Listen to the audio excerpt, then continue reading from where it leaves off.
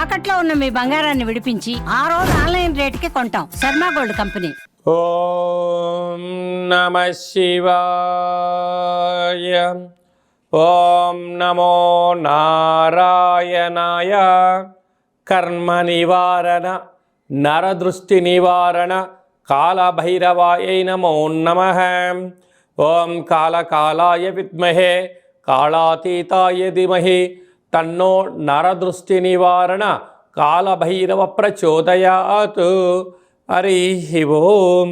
చూస్తున్న వీక్షకులకు ప్రేక్షకులకు ప్రియ కాళభైరవ భగవద్బంధులకి స్వాగతం పలుకుతూ మమ్మల్ని ఎంతగానో ఆదరిస్తూ ఉండబడినటువంటి ప్రియ సోదర సోదరీమణులకు జ్యోతిష్య అభిమానులకు సనాతన ధర్మ సంరక్షకులకు అందరికీ నూతన ఆంగ్ల సంవత్సర శుభాకాంక్షలు.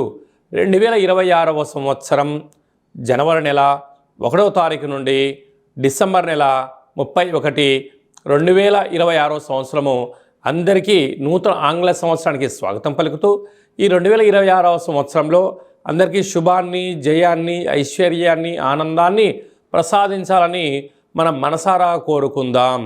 ఇక్కడ విశేషం ఏమిటయ్యానగా మనకు క్యాలెండర్ పంచాంగం చెప్పుకుంటున్నాం. మనకి ఇక్కడ గురువారం రోజు ప్రారంభం అవడం, అందులో 1వ తారీఖున రోహిణీ నక్షత్రం అయింది. గురువారం రోజున రోహిణీ నక్షత్రము, అందులో గురువారము. గురు అంటే గురువు యొక్క రోజు, చంద్రుడి యొక్క నక్షత్రము. అంటే విశేషమైనటువంటి గజకేసరి యోగము ఈ సంవత్సరం అందరికీ ప్రసరిస్తుందని చెప్పి గమనించాలి. అలాగనే మనకు ఉగాది పండగ శ్రీ పరాభవనామ సంవత్సరము కూడా గురువారం ప్రారంభమవుతుంది. ఇది చాలా విశేషంగా గమనించగలగాలి. కనుక ఈ సంవత్సరము విద్యార్థులకు, ఉద్యోగస్తులకు, వ్యాపారస్తులకు, నూతనమైనటువంటి అత్యంత ఆధునిక టెక్నాలజీని నేర్చుకునేటువంటి వారందరికీ, వ్యవసాయ సోదరీమణులకు అందరికీ సువర్ణపు యుగంగా భావించగలగాలి. ద్వాదశ రాశుల్లో గ్రహ గమనాన్ని ఒకసారి వీక్షింపచేద్దాం. మిథున రాశిలో దేవగురు బృహస్పతి సంచార స్థితి, సింహరాశిలో కేతు సంచార స్థితి, ధనుసు రాశిలో చతుర్గ్రహ కూటమి రవి, కుజ, బుధ, శుక్ర సంచార స్థితి, కుంభరాశిలో రాహు సంచార స్థితి, మీనరాశిలో శని భగవానుని సంచార స్థితితో ద్వాదశ రాశుల్లో గ్రహ గమనాలు ఈ విధంగా ఉన్నాయి. మిథున రాశి వారికి ఈ ఆంగ్ల సంవత్సరం నుండి మరియు ఉగాది పండుగ నుంచి ఆదాయ వ్యయాల్ని ఒకసారి తెలుసుకుందాం. మిథున రాశి వారు రాశాధిపతి బుధుడు అయినను మీరు ఎన్ని తెలివితేటలు వాడినను, ఎంత సన్మార్గంగా ఉండినను అధిక ఖర్చులు పొంచి ఉన్నాయని చెప్పి గమనించాలి. ఆదాయం 8, వ్యయం 11. అనగా మీ యొక్క ఆదాయం 8 రూపాయలు ఉంటే ఖర్చులు అదనంగా 3 రూపాయలు చూపిస్తున్నాయి. కనుక ఇలాంటి కాల సమయంలో అనవసరమైన ఖర్చులను నివారించుకోవడం, వీలైనంత వరకు మౌనంగా ఉండడం, ఆడంబరాలకు దూరంగా ఉండగలిగినట్లయితే మీరు ఉండబడిన సంపదను పోగొట్టుకోకుండా, గతంలో సంపాదించినటువంటి స్థిరచరాస్తులను అమ్ముకోకుండా ఉండే పరిస్థితి ఉంటుందని చెప్పి జ్యోతిర్విజ్ఞానం తెలియచేస్తుంది. అలాగనే రాజ్యపూజ్యం 1, అవమానం 7. మీ చేతులతో ఎవరికైతే డబ్బులు ఇచ్చారో, మీతో ఎవరైతే సహాయం పొందారో, ఇన్ని రోజులు మీ చుట్టూ ఎవరైతే ఉన్నారో వారే ఇప్పుడు మీకు మీ యొక్క ఎదుగుదలను ఓర్వలేక శత్రులుగా మారే పరిస్థితి అధికంగా ఉంటుంది. కనుక మీరు ఎవరిని నమ్మే పరిస్థితి లేదు.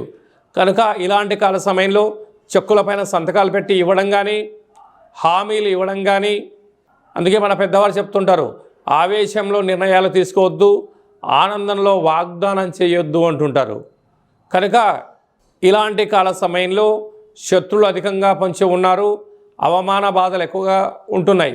అలాగే రియల్ ఎస్టేట్ రంగంలో ఉండబడిన వారు, వ్యవసాయ సోదరీమణులు, ఆధ్యాత్మిక చింతన కార్యక్రమాన్ని నడిపేటువంటి వారు, అలాగనే ఆహార ఉత్పత్తులు, వ్యవసాయ సోదరీమణులు, గృహ భవన నిర్మాణ కార్యక్రమం చేసేటువంటి వారు, ప్రభుత్వ ఉద్యోగస్తులు, ప్రైవేట్ రంగంలో ఉండబడిన వారికి ఎంతో జాగ్రత్త అవసరం. మీరు ఏమి చేసినా, లేకపోతే చెయ్యాలనుకున్నా, ఏమి చేసినా అనేక మంది మిమ్మల్ని గమనిస్తున్నారు. మీరు ఎక్కడ తప్పులు చేస్తారా అక్కడ మిమ్మల్ని ఇబ్బంది గురి చెయ్యాలి అని చెప్పి ఎదురు చూస్తున్నారు. కనుక ఇలాంటి కాల సమయంలో ధర్మ మార్గంగా ఉండండి. వీలైనంత వరకు ఈ సంవత్సరం అంతను కూడా విష్ణు సహస్రనామ పారాయణాన్ని వినడం, వెంకటేశ్వర స్వామి యొక్క దర్శనం, వీలైతే కాశీ విశ్వనాథుడి యొక్క దర్శనం, పుష్కర స్నానం చేయడం వలన సకల గ్రహ దోషం తొలగి సద్బుద్ధి, సద్జ్ఞానము, సత్ప్రవర్తన వలన అనారోగ్యానికి గురి కాకుండా సకాలంలో తిండి, సకాలంలో సత్ప్రవర్తన వలన ఉన్నతమైన జీవితాన్ని పొందబోతారు అని చెప్పి గమనించాలి. ఈ ఆంగ్ల సంవత్సరం అంతను కూడా అందరము కూడా వీలైనంత వరకు తల్లిదండ్రుల యొక్క సేవ, తల్లిదండ్రులతో సత్ప్రవర్తన, తల్లిదండ్రులను ఎవరైతే గౌరవిస్తారో వారందరికీ యోగం కలుగుతుంది. అలాగనే మనకు దత్తాత్రేయ స్వామి వారి యొక్క దర్శనం, ప్రతి గురువారం పూట శ్రీ మేధా దక్షిణామూర్తి స్వామివారిని స్మరణ, ప్రతి గురువారం రోజున మహాదేవుడికి రుద్రాభిషేకము, అలాగనే గాణగాపుర దర్శనము, వీలైతే అరుణాచల క్షేత్ర స్వామివారి యొక్క దర్శనం ఎవరైతే చేసుకుంటారో ఈ సంవత్సరంలో పరిపూర్ణమైనటువంటి గురువు యొక్క ఆశీస్సులు కలిగి విద్యలో, ఉద్యోగంలో, ఐశ్వర్యంలో, వ్యాపారంలో కొదవ ఉండదు అని చెప్పి గమనించగలగాలి. ఇంకనూ మనం విజయం సాధించగలగాలి అన్నట్లయితే ఒక్కొక్క నెలలో మనకు ఒక్కొక్క కాళభైరవ స్వామి వారు ఉంటారు. ఆ కాళభైరవ స్వామికి స్మరణ, ధ్యానము, కూష్మాండ దీపము, నారికేల దీపము, పిండి దీపాన్ని, గండా దీపాన్ని ఒక్కొక్క నెలలో ఒక్కొక్క విధంగా మనం పెట్టుకోగలిగినట్లయితే సంపూర్ణమైనటువంటి స్వామివారికి ఆశీస్సులు కలిగి ఎవరి ఇంట్లో ఎలాంటి ఇబ్బందులు లేకుండా, అష్ట కష్టాలు లేకుండా అష్ట ఐశ్వర్య ప్రాప్తి కలుగుతుందని చెప్పి గమనించాలి. అలాగనే మీ వ్యక్తిగత జాతకం తెలుసుకోవాలనుకుంటున్నారా?